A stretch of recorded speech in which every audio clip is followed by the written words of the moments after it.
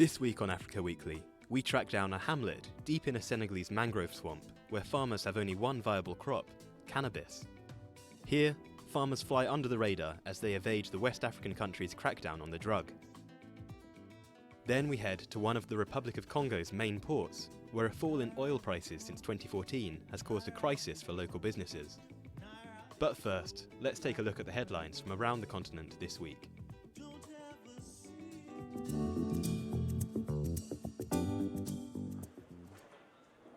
African countries have been taking steps to prevent the new coronavirus from spreading into the continent.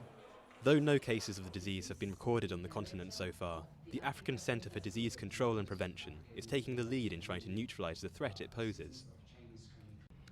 We have since activated our Emergency Operations Centre, which means we have now an incident management system for managing this outbreak across our continent, which so far we have not yet had reported cases, even though there are rumors of or unconfirmed cases in several countries. Many parts of the continent have poor healthcare infrastructure, and the Eastern Democratic Republic of Congo region is already contending with an Ebola epidemic. Checks have been strengthened at major airports in several countries, including Senegal, Ethiopia, Kenya and South Africa. The first sign of these communicable diseases is fever. The technology has been adapted to detect people with a temperature of 38 degrees or higher. This explains the implementation of these thermal cameras in the context of the coronavirus in particular. But in reality, these thermal cameras can be used for any other type of infectious disease. Algerian President Abdelmajid Tebboune has asked the government to take all necessary measures to bring home 36 Algerians trapped in Wuhan, the Chinese city from where the disease originated. And reports in local media in Morocco indicate that some 100 Moroccan students will also be evacuated. This week has seen continued bloodshed in the east of the Democratic Republic of Congo, where the army is attempting to fight back against a militia known as the Allied Democratic Forces. Separate attacks by the ADF over the course of the last week have resulted in the deaths of over 60 civilians. Thanks to God, some were able to escape. Others were beheaded and died. I don't know the number of deaths, but there were many. I saw some who were still breathing, and we recovered them. Fighting the ADF has become a key issue for Congolese President Félix Tshisekedi. The group originated as an Islamist-rooted rebel force in Uganda, but they are now mainly active in the DRC, where they are blamed for the deaths of over 1,000 civilians in the Beni region since October 2014. François Bozizé, the former president of the Central African Republic who is under UN sanctions over the country's long-running conflict, says there is nothing to prevent him from standing in the presidential elections scheduled for December. In his first media appearance since returning from exile, he did not explicitly state an intention to be a candidate, but pleaded for understanding from the people. Je demande solennellement pardon. I solemnly ask for forgiveness on this day. I beg the Central African people to believe that I have never intentionally harmed any of my compatriots. À aucun de mes compatriotes. The run-up to the elections is a dangerous period in this country that is still embroiled in conflict, despite a relative calm since a peace accord was signed in Sudan last February. A week of torrential rains in Madagascar has wreaked havoc in the country's northwest, with buildings being swept away and infrastructure severely damaged. At least 32 people have drowned and 15,000 others have been displaced by the floods. I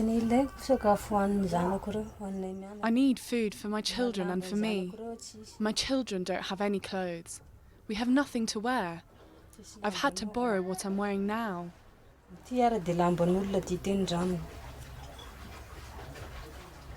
Madagascar is in the midst of a 6-month rainy season, but global warming has increased the risk of flooding and tropical storms, as the atmosphere holds more water and rainfall patterns are disrupted.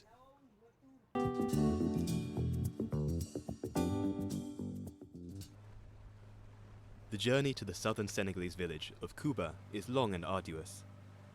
Sheltered by mangrove swamps, locals say that no police officer has set foot here since the 1980s. Only in places as remote as this can farmers get away with flaunting Senegal's crackdown on the cultivation of cannabis. In places like this, the production of marijuana thrives. We cut here, keep that part, that's what we use. The whitest seeds. The village's seclusion means that tourism and conventional agriculture are rarely seen as viable industries. So the marijuana plantations have turned out to be a blessing. Thanks to the industry, many growers have built better lives than they otherwise would have. Philippe grew up in the village. Though he now works in one of the region's nearby coastal resorts, cannabis profits funded his education and allowed him to seek opportunities elsewhere. Ever since I was a baby, people have been growing cannabis. That's what our economy is. That's what people use to help send their kids to school. If you're not growing it, you'll never get out. The harvest is carefully packed up to be sold to traffickers who arrive by canoe. It can sell at anywhere between 23 to 45 euros per kilo, a fortune in comparison with legal crops such as onions. But that profit comes with a hefty risk. Growers, sellers and consumers face up to 10 years in prison if caught. The Senegalese government's crackdown on illegal drugs has stepped up in recent years, with more than 3,000 tons of marijuana seized in 2015 alone. And in 2018, an agreement was signed with neighbouring country, the Gambia, to tighten up checks on the border. But despite all this, the mayor of the rural commune that Kuba is part of believes that the growers in the village can rest easy for the time being.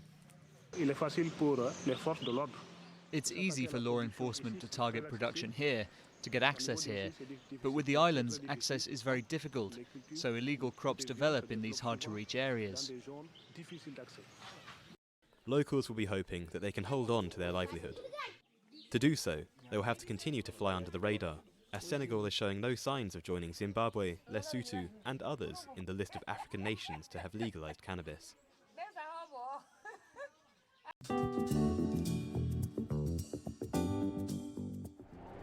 For 80 years, the port of Pointe-Noire has been at the centre of the Republic of Congo's economic activity. But in 2014, a fall in oil prices caused an economic crisis that the port has struggled to recover from.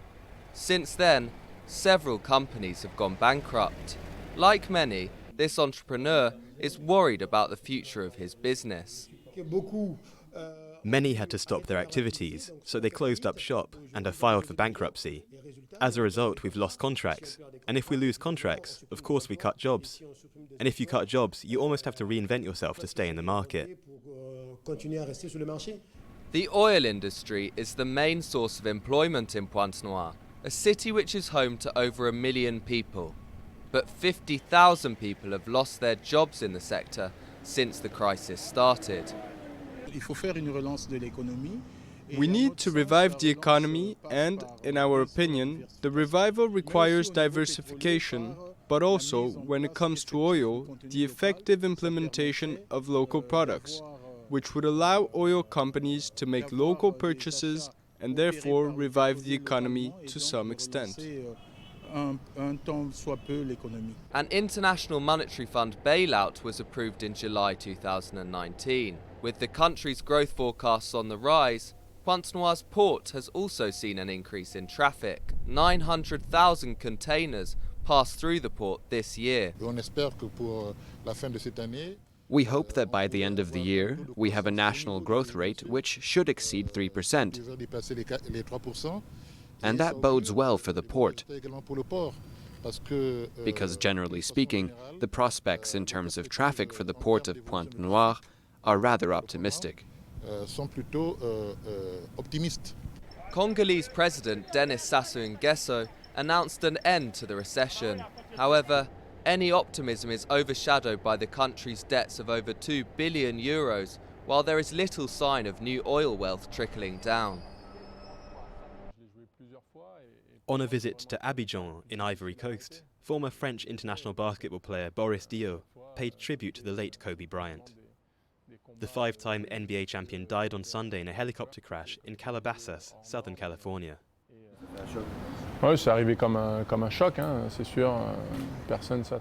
It came as a shock. No one expected something like this. Someone who just retired, especially a basketball icon. I think he's the most influential person in the world of basketball since Michael Jordan. Personne la plus influente depuis Michael Jordan dans le monde du basket. Basketball is a popular sport in Africa, with the NBA recently setting up an academy in Senegal to develop emerging young talents on the continent. That's all from Africa Weekly this time. Until next week.